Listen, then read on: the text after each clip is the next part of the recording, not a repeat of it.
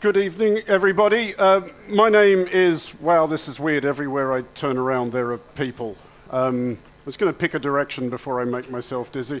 My name's Andrew Mueller. I'm the moderator of this evening's panel. I'm the host of the Foreign Desk on Monocle 24, which is, in my somewhat biased opinion, an absolutely outstanding foreign affairs forum, which I do recommend tuning into every Saturday at around midday, or wherever you like after that, wherever fine podcasts are downloaded.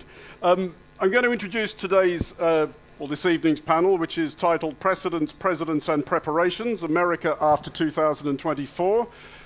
Big fan of alliteration has set this up, obviously, and as you can probably already guess from the title, the thing about this evening's symposium is that every 4 years, the voters of the United States make a decision, and the rest of us spend the next 4 years figuring out how to live with that. The decision they will make next year, 2024, feels like, for one reason or another, a bigger decision than usual. And to discuss this for the next 50 minutes or so, with a bit of help from all of you for the back half of it, I want to welcome out here Ian Brzezinski, Cathryn Clüver Ashbrook, Charles Powell, and Ivo Daalder.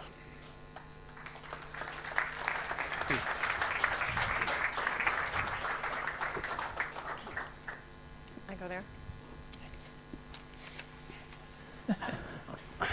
Well, everybody, welcome. I know two of you, at least, are severely jet-lagged, having flown overnight from Washington, so I feel like I should probably put the first question to one of you to make the most of you while we still have you.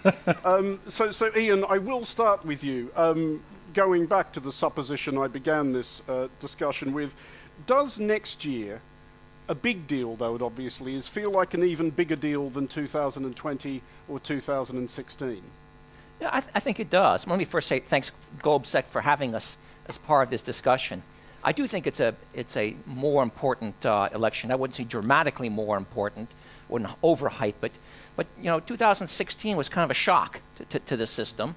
2020 was kind of a relief to the system from my point of view, and I'm a Republican, and I was happy to see Joe Biden take office. But 2024 is interesting for two reasons. One, it will kind of, depending on its outcome, affirm or not affirm whether or not 2016 was a blip in American political history, American policy, or whether or not it reflects a broader, longer-term trend. So that's one reason why I think this election is important. Is Trumpism a blip, or is it part of a longer-term trend? And I think that if the outcome of this election could significantly determine that, shape it, and reflect it. Second, as a transatlanticist, I think it's an important election because that outcome will occur in the context of a hot land war that's challenging the transatlantic relationship, hot land war in Europe. And the next administration will have a profound effect on how the transatlantic community addresses either the outcome of that war or its continuation. And then a part of that is also, this is a time when the transatlantic community is addressing another significant challenge, and that, of course, the increasingly global influence and assertiveness of China. And it's going to be important for the transatlantic community to address that together. The outcome of the 2024 election will shape whether or not, or how, the two sides of the Atlantic to work together on that challenge.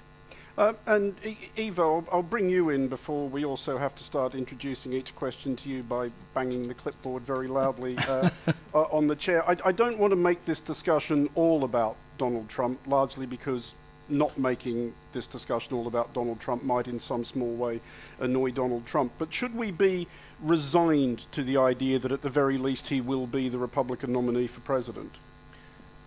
Well, the voters need to speak. It's one of the things that is unique, not from the United States, but unique in democracies. And in some ways in the United States is unique because candidates tend to go through primaries and they have to be elected there, and it's still quite a ways away. The first vote in Iowa is somewhere in early February. It is late May. Lots of things can happen between now and then. Recall a fable, actually, from the Chinese. There was a horse thief who had stolen the emperor's horse, and he was hauled in front of the emperor, and he was told, I will kill you right here. And he said, sir, how about I teach the horse how to sing? And the emperor said, that's interesting. He said, yeah. If I don't teach the horse how to sing in a year, you can execute me. And the emperor said, fine. And so they walked out, and the guard said, you're stupid. Why? You're never going to teach the horse how to sing. He said, you know what? The emperor might die, I might die, the horse might die, or I might even teach the horse how to sing. So thinking through where we're going to be in the next 8 to 10 months is hard. Lots of things can happen. There's some things we know may happen.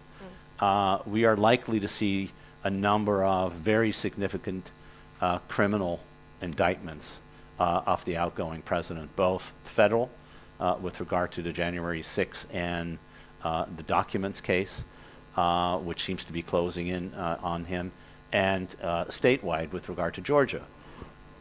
So far, some of the criminal indictments and indeed the convictions that have been forthcoming haven't reduced his popularity, but maybe this will. We don't know what's going to happen in the Democratic Party.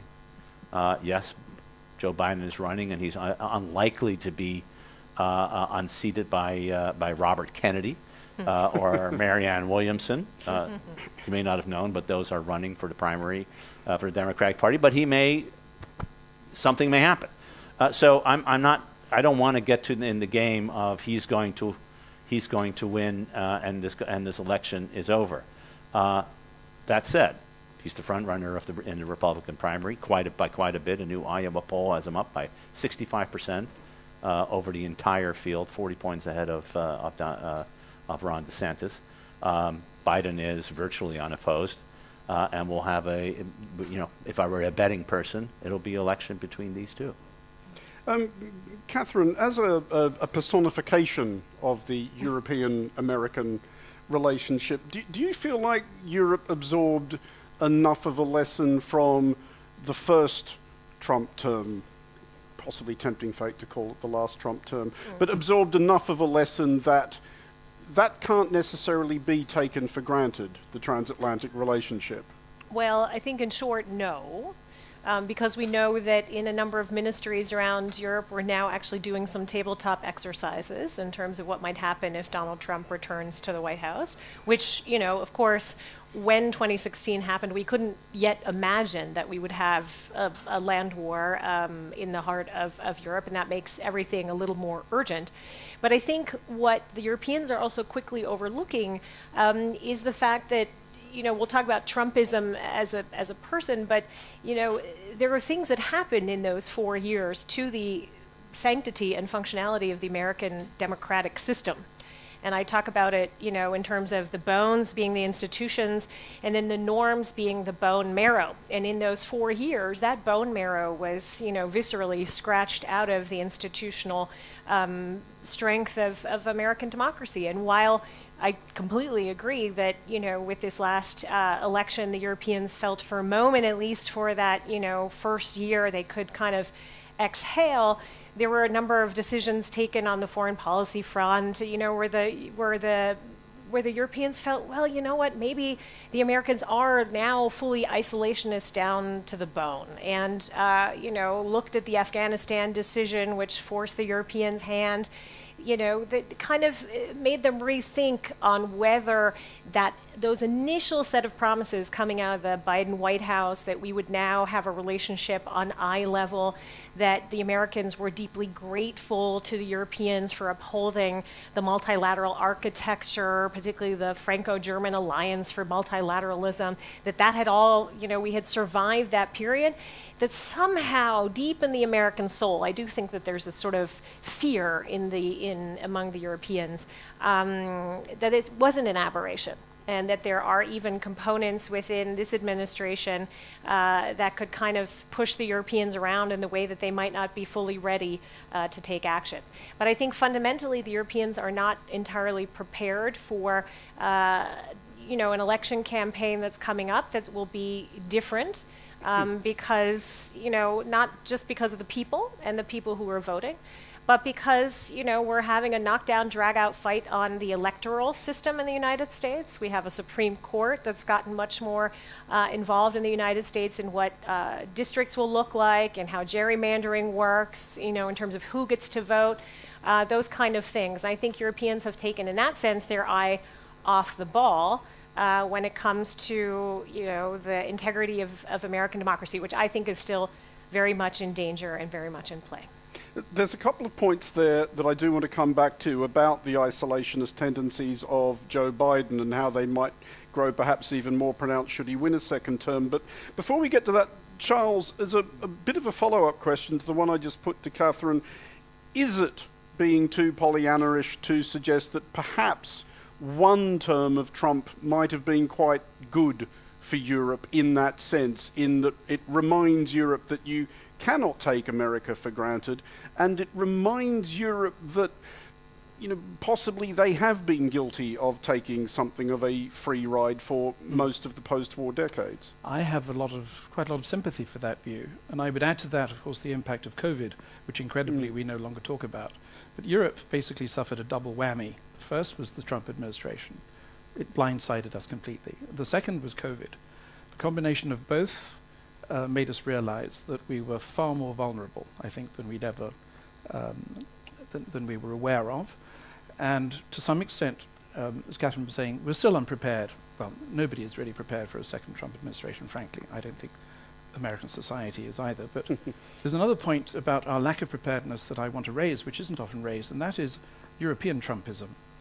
We're mainly concentrating on the possible consequences of Trump 2.0 on the transatlantic relationship. But what about the impact of Trump's re-election on European democracy, not just American democracy? A lot of right-wing movements in Europe will take heart if Trump is re-elected.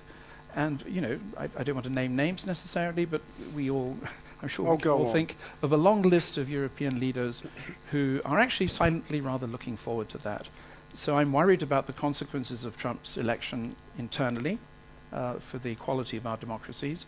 But also, as you've said, ironically, Biden has lulled us into a false sense of security. We are back in the post-Cold War comfort zone to some extent. And as a result of that, for example, President Macron's warnings about the need to develop strategic autonomy, which I think, regardless of what you think of the name, is still a valid point. Let's call it strategic resilience. I think that's a more pertinent description. That's become very unpopular, and certainly in some parts of Central and Eastern Europe in particular, not in the part of Europe that I come from, that being Spain, not Britain, by the way, as is obvious from my name.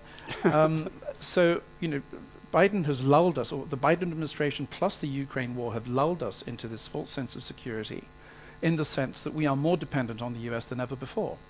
And it's become very unpopular to talk about the need to develop strategic autonomy, but I strongly believe in that. So my real point is, we Europeans can't do anything about the election results in America, so why don't we get on with the business of being European and basically sorting our own problems out in three main areas that we can discuss later.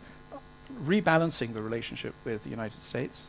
Secondly, refining our relationship with China, and this is where the delinking versus decoupling business comes in. And thirdly, establishing a new relationship with what is very misleadingly, in my view, called the Global South, which I would rather call the emerging economies. So those are three challenges that we Europeans have to deal with, regardless of who's going to end up in the White House in January 2025. Ivo, I do want to pick up on that point that Cathryn raised about, I think there's a lot of angst about the prospect of a second Trump term and what that might mean for Europe. And as a consequence of that, there's been slightly less chat about what the prospect of a second Biden term might mean for Europe.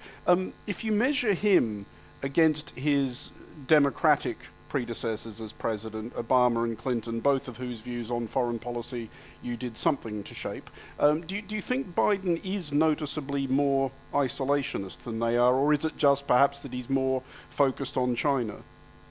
Yeah, I wouldn't call it isolationist. So a couple of points in response to Cathryn's really astute observations. One is on this European fear of American isolationism. One of the things that my organization, the Chicago Council on Global Affairs, has been doing for nearly 50 years is to look at what Americans think about foreign policy. And it has been very consistent. We've asked, questioned every year, do you prefer for the United States to be actively involved in world affairs or to stay out of world affairs? And it's gone up and down by a point here and a point there, but 1/3 of the American public for the last 50 years, and probably if you go back since even pre-World War II, is isolationist. It believes that the United States should stay out of world affairs. But 2/3 think that it should remain engaged in world affairs. Now there's a debate about how and the relative degree to which one wants to emphasize military capabilities versus institutional capabilities, unilateralism versus multilateralism, all the kinds of debates that the American foreign policy has had for a very long time. But there is a basic consensus on those kinds of issues. And there's even a greater consensus over the last few years, really since Trump came into office, that working with our friends, with alliances, is now more important than ever. NATO has now reached its highest level of support in American public opinion in 50 years, in part because of what's happening in Ukraine. So I don't worry about an isolationist American public. I do worry about isolationist American politicians. And I don't want to, in one way or another, suggest that they're not to be taken seriously. With regard to Biden, Biden fits squarely in the mainstream of American post-war presidents, believing fundamentally that there is a rules-based order, that the United States has a leading a role in maintaining that rules-based order, that you do that with friends and allies around the world, that you need to stand up for issues like democracy and human rights, and here's the one big change, it used to be that also meant open economic markets and free trade. There is, in the American body politic at the moment, the one big change, which is with regard to the economic relationship foreign economic relationship to the national security policy. The past two presidents, Trump and Biden, have concluded, for very different reasons, but both concluded, that the era of large-scale free trade negotiations and opening up markets and reducing tariffs and focusing market access has come to an end, both for ideological reasons and for practical reasons. The practical one is because under the Constitution, Congress needs to vote on it, and there is no majority in the House and the Senate to do that, because the old Republican majority for free trade has collapsed, and there is no new Democratic majority on free trade. The other reason is because, and here Biden and to some extent Trump have arrived at the same conclusion, although for different reasons, is that the era of believing that globalization was an unfettered good, that where markets and companies drove economic interactions to the cheapest places of labor, etc., would by necessity be good for not just for the immediate consumers, but for everyone. That era is over as far as the Biden administration is concerned. As far as the Trump view is concerned, increasingly in the Republican Party, that view has come to the fore. Jake Sullivan, the National Security Advisor, last month gave a very important speech at the Brookings Institution on the role of trade, the role of economic affairs, the how to think about it, and that's changed. And that is one of the reasons there's a friction with the Europeans, because frankly the European view of how the economic interaction continues internationally tends to be orthodox with regard to the importance of globalization, the importance of trade, the importance of open markets, although even that view has come under attack, as we saw, because of the dependency on energy for so many countries after the Ukraine war, and is now being debated in a very serious way with regard to China. So we're in a different era, but I wouldn't call it isolationist. I would call it, how do we adjust to the reality that, frankly, a 30, 40-year policy of encouraging globalization, which came after the end of World War, of the Cold War, that policy has not succeeded in the aims we set for ourselves. At least that's been the conclusion, I think, on both sides of the aisle in the United States. And what comes after, given the Russia challenge militarily and the Chinese challenge militarily, economically, and politically. Andrew, can I just make a point on that? Because I think this is where the Europeans have learned out of these last, now 6 years, because they have begun to see that, of course, the United States will follow its interests and that it remains the indispensable power. And that if the United States will follow its interests in the world, you too have to become yet somewhat more self-interested and see how you can bind the American and the European fate closer together. And in as much as I think, by the way, Jake Sullivan's speech at Brookings is a masterful speech, just in terms of its conception, because it shows, where our opportunities are, where the threats are, but also where current American weaknesses are, inviting the allied conversation in, deepening some of that. The Europeans have understood that too. And another piece of clever diplomacy is the readout of Ursula von der Leyen's visit to President Biden. And this idea that, one way to insulate yourself against the potential harmful impact or aspects of a Trump administration is to bind some of these critical components in the economic questions that we all have to ask ourselves because we're being squeezed. This is particularly true for the Germans in a way because, what once was the Adenauer sort of three concentric circle model of West integration and, some modicum with the East, and then, of course, a close transatlantic relationship was, through the era of globalization, replaced with this idea that we would get cheap gas and oil from Russia. We'd have enormous production and sales markets in China, and we would live under the American security umbrella. That, trifecta is no longer going to work. And so the clever, way to do that, the clever way to do this is what Ursula von der Leyen effectively sold in the Oval Office, which is to say we're 2 days away from the next EU-US TTC, Trade and Technology Council, which is one way that we're sort of sneaking back step by step an idea of a free trade agreement. But to put some of the stakes that we jointly have that are undergirded by some of our values on the table, on raw materials, on batteries, on sourcing, on energy, the closer we can knit that together over the next 2 years or 18 months ahead of this election, the less on economic reasons, so at least the European logic goes, a Trump administration can be interested in picking this apart. And I was reminiscing about a conversation that Brian Kemp, the governor of Georgia, had in Davos, who had his quote-unquote bagman running behind him and saying, well, the governor doesn't believe in man-made climate change, but he does believe that Georgia's open for business. And that's one way to, begin to tie things up in a way that, a Donald Trump in the White House will be hard-pressed to pick apart some of the things that we can do together economically on some of the essential things that we truly need to, quote unquote, together survive and prosper in this shifting quicksand that Ivo has described. Ian, is there possibly an argument, and this is just something I'm working with now, I may not have thought it all the way through, that America's enthusiasm for engagement with the outside world kind of waxes and wanes regardless of how the most recent election has gone? There has been, even if you've lived the relatively short time that I would like to think I have, you can recall a number of cycles of America embarking on some enormous, possibly even grandiose foreign adventure involving exporting liberal democracy to people who may or may not have asked for it. It doesn't go terrifically well. Everybody gets a bit burnt by it, draws in a little bit, and then a few years later goes out and has another go. Sure. Of course it waxes and wanes, and we saw that whole last century. But let me just focus a little bit more on the transatlantic relationship and build on some of the points that Ivo made. I mean, his poll from September, his organization's poll from September, when he said U.S. confidence, public confidence in NATO was at an all-time high, it was 81%. That's the highest in my lifetime, 81%. That's hard to match even in this part of the world.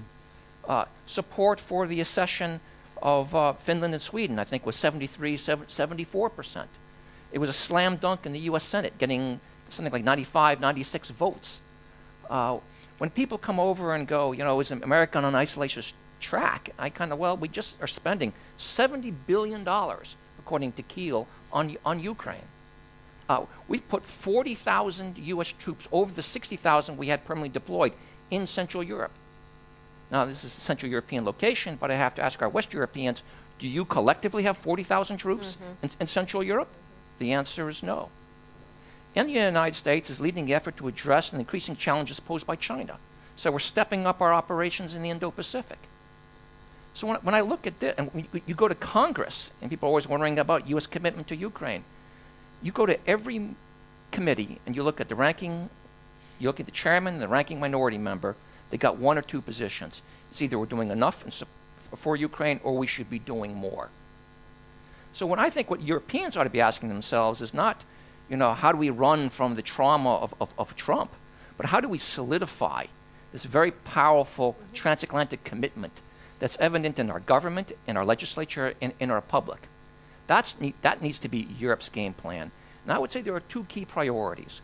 One, to do whatever is possible to help ensure that Ukraine wins and wins on its own terms and quickly. Step up the game over here. It's simple. One, it's good for European security, it's good for transatlantic security, and it's a way to demonstrate America's investment in Europe actually gets positive returns. And then on the security dimension, Europe's got to start thinking hard about how it's going to be part of a transatlantic strategy for dealing with the challenges and opportunities of the Indo-Pacific. And that means lining up politically, diplomatically, lining up economically, but also militarily. Not to have a 300,000-man force in the Indo-Pacific, but enough of a military force to demonstrate it has skin in the game. That's how you preserve transatlanticism in the United States. That's how you reinforce it. And that's how you leverage the opportunities or the challenges. That's how you leverage opportunities or take on the challenges that might be coming down the road politically.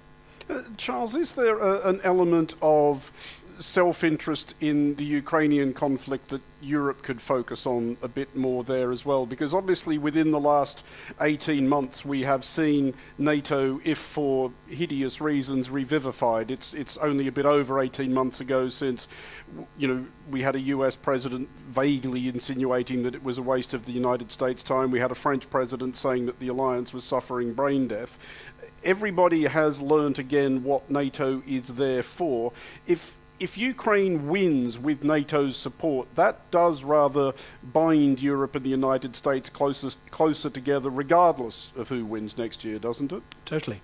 I liked Cathryn's argument about the economic interconnections, which might prove more difficult to unravel if Trump wins.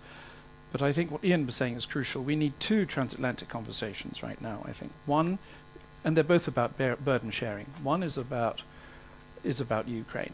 So, to some extent, we're accepting that the US pays for the war, the EU will pay for reconstruction. It's not obviously quite as neat as that, but I think that's more or less what we're talking about. And this, by the way, is why I strongly favor starting accession negotiations with Ukraine for EU membership as soon as possible. And there's a very sordid, if you like, almost, or very pragmatic reason why I'm advocating this, apart from the moral and the political and the geostrategic considerations, and that's quite simply this. The EU is extremely good at certain things. We need to play to our strengths. One, obviously, is the fact that we're the largest trading bloc in the world, 450 million people, etc. But the other is that we're very good at process. And we have built institutions to deal with accession negotiations. The Commission is brilliant at this. It will lock in democratic conditionality and all sorts of other measures, which would hopefully also improve the chances of Ukraine's reconstruction being accompanied by political and administrative development as well. So the first conversation is about burden sharing with regard to Ukraine. I don't think European political leaders find it harder to say this is going to be a good opportunity for European investments. It actually may well be eventually, but that's obviously not where the emphasis is going to fall at the moment. So we have to lock in through accession negotiations. The other burden-sharing conversation is the one Ian mentioned, and this is something, this is my main objection to Macron's interview in Les Echos. Where was the feeling? Where was the awareness of the fact that there is a geopolitical connection between the European theatre and the Indo-Pacific theatre? Militarily, we can't do much with the United States in the Indo-Pacific. France is really the only Indo-Pacific power worth speaking of. But to shrug your shoulders, as Macron apparently did, and to say, Taiwan is essentially an American problem. We Europeans have no skin in that game, so we're going to stay out. That, I think, is very, very dangerous. But we don't seem to be having this conversation about burden sharing.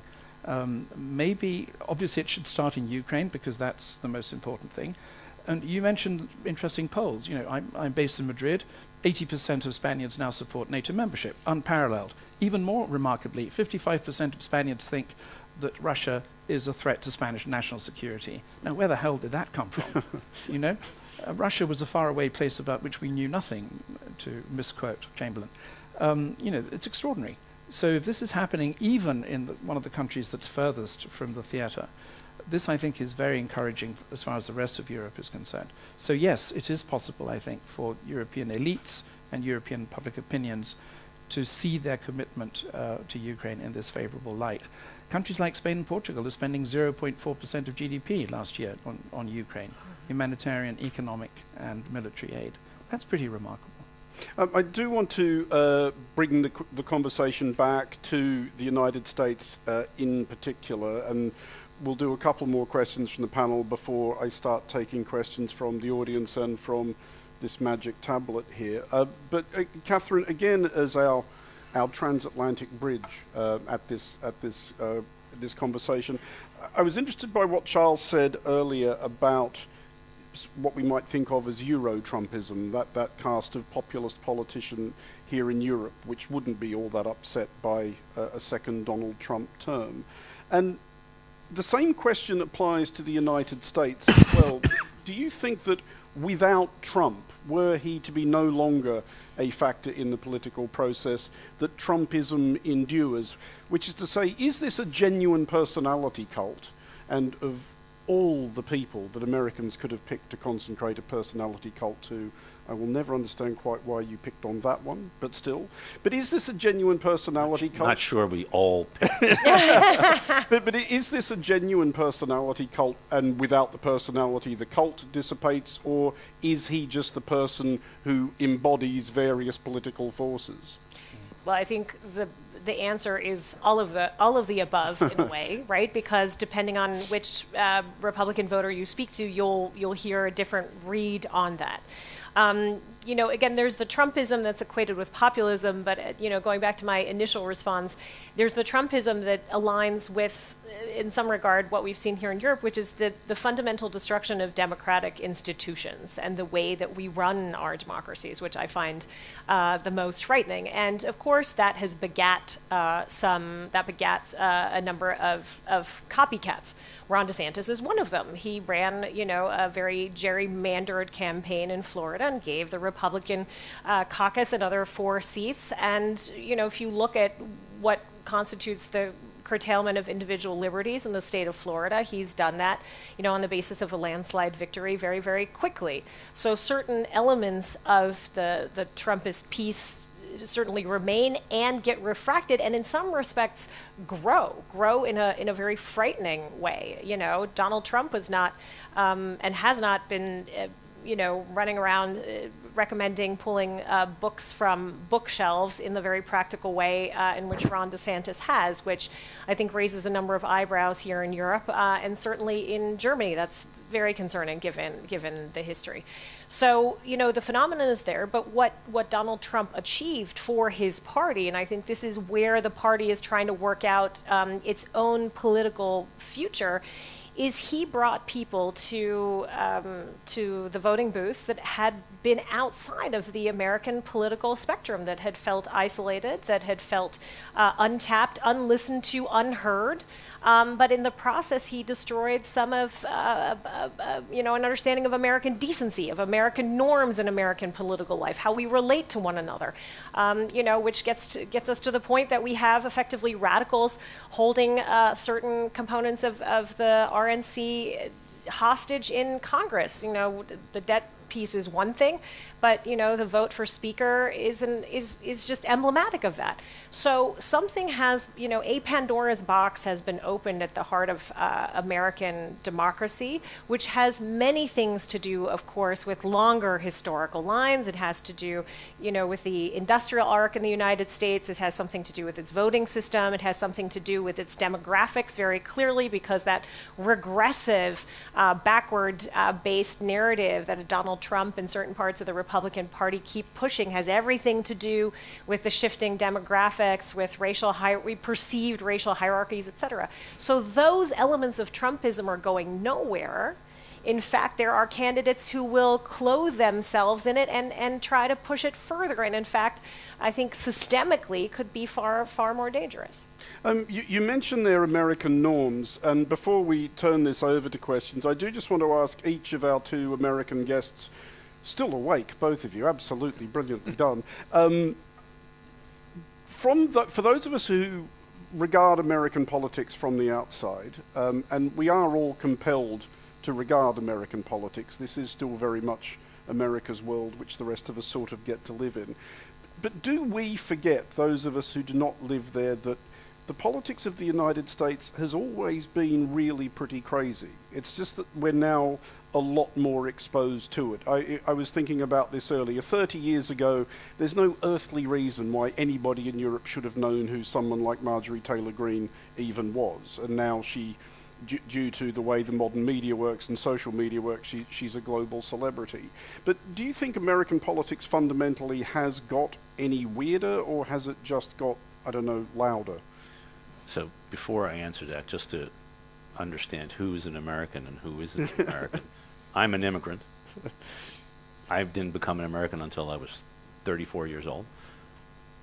Ian was born in the United States, but his parents were immigrants. And I was born in an American military facility. She can be president, he can be president, and I can't.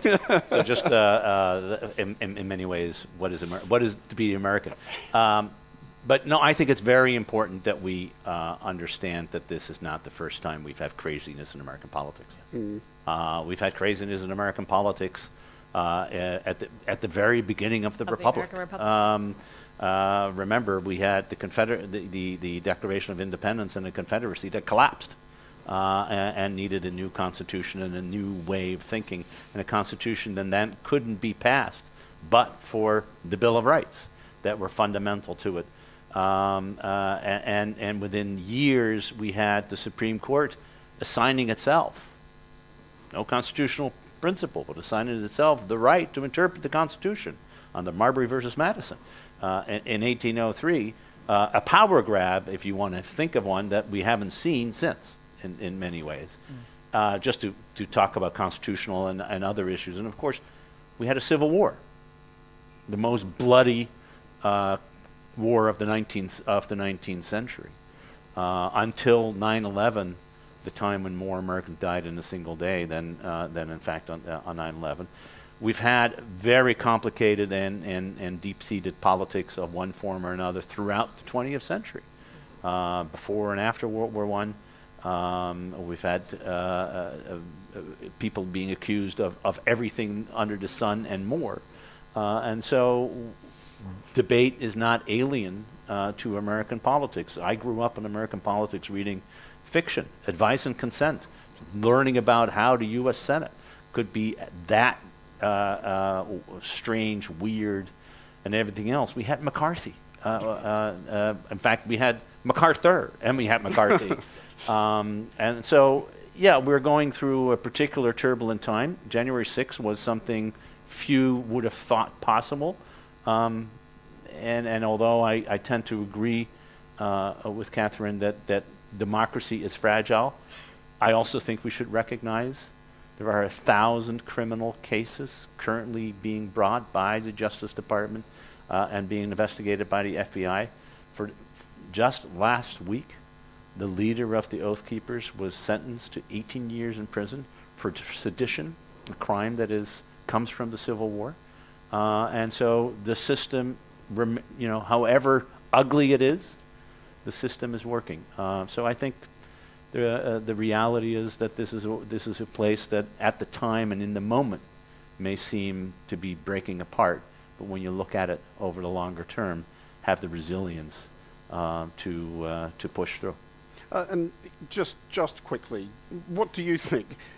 If we think of, say, not necessarily the last 8 years, but certainly the 4 years before the last, however many years of Biden we're up to, did the US survive that stress test actually reasonably well? Did the institutions actually hold, and will they continue to? Well, I just said add to Ivo's list. I mean, look at the 1960s and 1970s. We had assassinations. And so the period during Trump, including the insurrection that led to the raiding of U.S. Congress, you could argue was a little more mild than what you had during the 1960s and 1970s. More dramatic. The image of this ransacking of Congress is actually terrible. As a former congressional staffer, I'm appalled by that. I'm very happy to see these criminal prosecutions going forward. And the fact they're going forward show the process is kind of driving forward and working. There's always the future. What I would say is different from today compared to the yellow press of the 1800s is social media and the internet. I mean, I'm not sure any of our political systems have fully figured out how to manage the polarization that comes with this kind of flow of information and the way different groups can kind of coalesce around ignoring the others. We have a profound requirement to educate our societies how to differentiate between fact, myth, and falsehood. And if we don't do that, I think our ability to handle the opportunities and the stresses that come with social media do risk our political systems. Okay, well, I do want to bring in some questions from the floor. Yes. Just shout really loudly. You use your best House of Commons voice. I hope that wasn't going to be spotted. Sorry, if you could stand up and introduce yourself. The voice in the ear is telling me. My goodness, right. Tobias Elwood, Member of Parliament for the United Kingdom and Chair of the Defence Select Committee. Great to see some friends there. Really interesting to see or hear you say that this is America's world, which we all get to live in.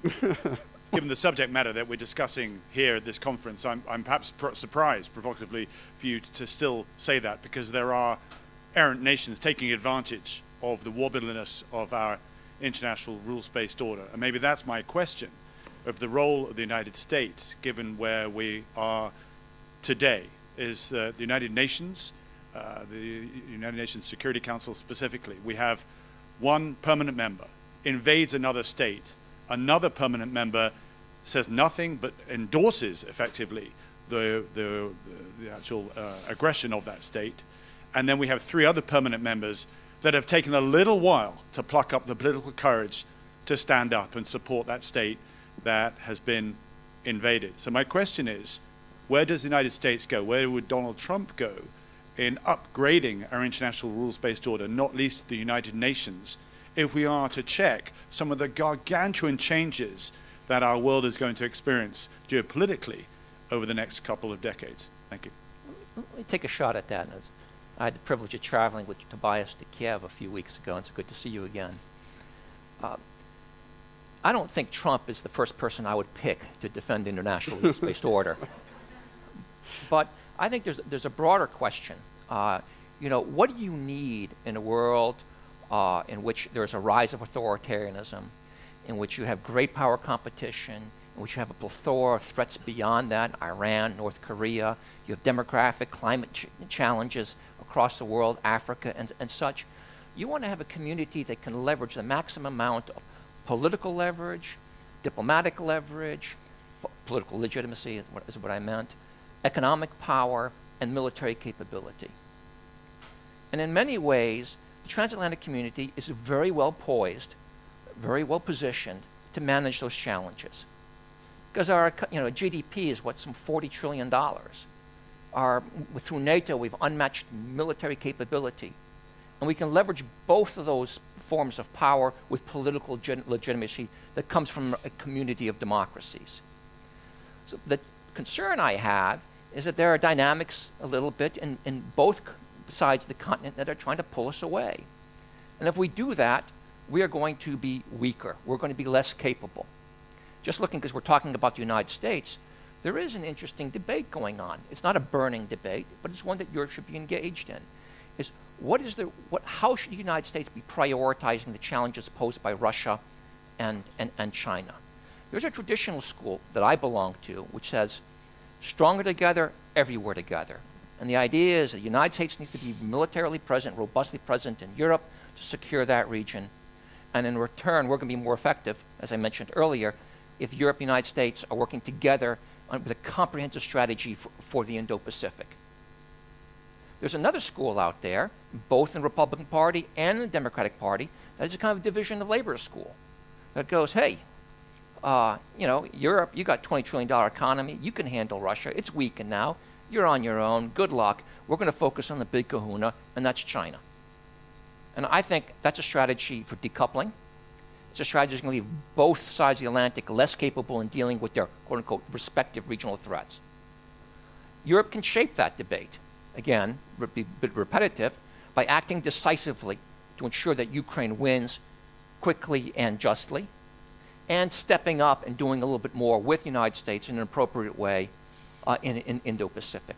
That's a recipe to keep America engaged in Europe. That's a recipe to keep the transatlantic community united and coordinated in addressing these two challenges, and for that matter, other challenges globally. Can I add 2 footnotes, please, to that, and sort of 2 additions? So I would, in addition to the transatlantic relationship, actually bring all of our friends and allies in Asia as part of that conversation. And so we are, in fact, through the G7, which has become Jake Sullivan likes to call it the steering committee of the free world. That may be a little much, but bringing in Australia, Japan, Korea, India, particularly when it has to deal with the questions of the economic and military challenge of China, to bring that part into it. And then secondly, to the point that Charles brought earlier, there's a whole world out there that is being asked to choose between China and us. And it seems to me that listening to that world and saying, how can you be part of Brazil, South Africa, India as the 3 probably most important countries, be part of this rules-based order to start thinking through some of those challenges that we have, and frankly, adjust the institutional order that was built at a time when power was completely different in 1945, and it was the world that America made, in Bob Kagan's wonderful phrase. But that world now needs to change, and it needs to adapt to that reality. So that's the challenge, it seems to me. But it is at its core not just 195 sovereign equals. It's at a core that there is a group of countries with the United States, the transatlantic community, the European community, and the Asian community that works together with others to focus that in a way. Now, that takes a particular skill in terms of leadership, and that gets you back to, if you want, 2024. I am a Democrat. I've worked for Joe Biden. I think Joe Biden has demonstrated an incredible skill in managing that kind of relationship, both Ukraine and with regard to the G7 and China. Not clear that there are many other people out there that will have that skill on day one. It takes a George H.W. Bush. It takes a Joe Biden to do it, and those are the kinds of people we need, given the world where we are. And then one more question from the floor, because it's probably all we've got time for. Because we are in Europe, lest we forget, does somebody have a question from the European angle which Charles might be able to field, perhaps? Please do. My name is Hannah Hopko. My name is Hannah Hopko. I represent Ukraine. And after Euromaidan, I chaired the Foreign Affairs Committee for 5 years. In 2014, I first time met Vice President Biden in Ukraine, in Kyiv. And at that time, we truly believe that peaceful settlement, when Ukraine was under pressure, please don't ask weapons because we will help you to solve Russian aggression via political diplomatic means. This approach failed, and Russia is committing a genocide. Actually, what's happening in Ukraine is a genocide. And I hope we will not need 70 or 90 years, like recently UK recognized Holodomor as a genocide, a man-man genocide organized by Stalin. So now also, and European Parliament also just recently recognized Holodomor as a genocide. So Russian Federation is now committing genocide. No surprise for Ukrainians, because the end of Soviet Union was just the end of communism, but not the Russian imperialism. What the Minister of Foreign Affairs of Czech Republic today said, Russia is not about Putin, it's about Russian imperialism. So my question to you, when Ukraine will get everything is needed to defeat Russian imperialism in Ukraine?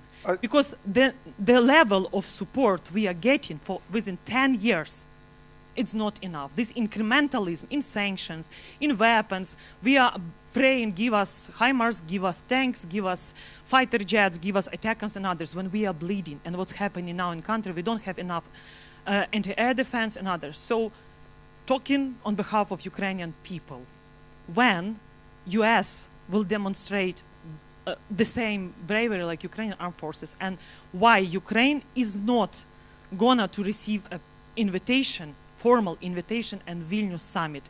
This is so important when 70%, according to the poll we recently made in the US, support giving Ukraine a formal invitation in NATO. So American people, we are so thankful. To interrupt, we are over time. I just want to put that very finally, very quickly to Charles. With the rider, it is something I wanted to bring up earlier. You don't need that long a memory to recall a time when Europe sort of zoned out of a 4-year-long siege of one of its own capital cities. Has Europe, do you think, responded yet sufficiently robustly to what is occurring in Ukraine? Do we learn anything, basically? No, we do. I think we do. It's true that our reaction to the annexation of Crimea and the Donbass was feeble. I think we all acknowledge that. It was feeble in the States. It was feeble in Europe. But I think, we have been learning since the 24th of February last year. I can fully understand your impatience. I don't think NATO membership is on the card straight away for the simple reason that this would trigger Article 5 and we would all be at war with Russia. And sadly, this is not something that most NATO member states are willing to contemplate. That is a fact of life. And that is why I strongly advocate EU membership. Again, it's not going to happen straight away. And I don't know what the time frame would be. Let's say 10 years, whatever.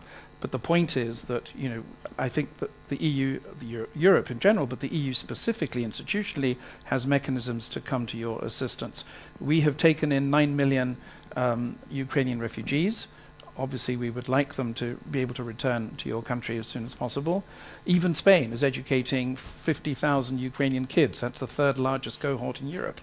Again, pretty remarkable solidarity. This is the taxpayers' money. Not a single question has been raised in Parliament or by the media. So, I understand your impatience. I understand your sense of urgency. I would personally be strongly in favor of sending all of the F-16s that we have in Europe to Ukraine tomorrow. If that were my decision to make, I would make that.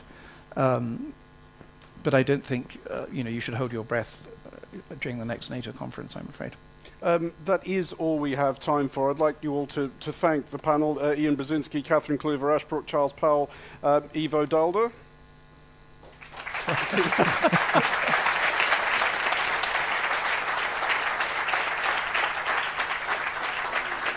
Thank you all very much for listening. I'm sorry we didn't get more time to answer more questions, but I'm sure you might be able to catch the guests as they leave. I'd just like you all to remain seated for a few more minutes, and I'll invite up the Master of Ceremonies, Kevin Barron, to close the first day of the GlobeSec Bratislava Forum. I like the Master of Ceremonies. I don't know if this is on you. There you are. You should get a special hat. I would love a special hat. I flew in yesterday, so I'm still jet lagged, but Ivo's the master. Well, excellent panel. Thank you all very much. And I think a lot of the themes echoed what we heard all day long, and so I've been asked to give a quick recap and a couple instructions. But today, we heard from presidents, prime ministers, and ministers, the president of the European Parliament, the vice president of the European Commission, the secretary general of the Council of Europe, prosecutor general of Ukraine, and of course, Ukraine dominated every session that we were in, as it should. Other topics included Europe's geopolitical moment, America's leadership and investment, the alliance and the future of the alliances, and the differences between different flanks, including how to strengthen the eastern flank. So we can end with a quote from how we started with Zuzana Chabatova, who stressed the importance of unity among the international community, saying, "We are far more resilient than we expected, and we are stronger than our opponents." I think that's a good lesson for tomorrow. Everyone is encouraged to be back tomorrow morning at 9 a.m. But first, there's a cocktail reception tonight. You're all invited. That's at 9 p.m. in the hotel lobby. So if you have dinner, enjoy it, but come on back. But tomorrow morning, day 2, at 9 a.m. in the Danube Room and here in the Maria Teresia stage. And also, don't forget about our thrilling GlobeSec boat stage, they told me to say, that will host plenty of engaging discussions. There's a boat, so go out to the boat as well. But thank you all very much for attending day 1. We look forward to seeing you on day 2, day 3 if you're lucky enough, and enjoy the rest of your evening.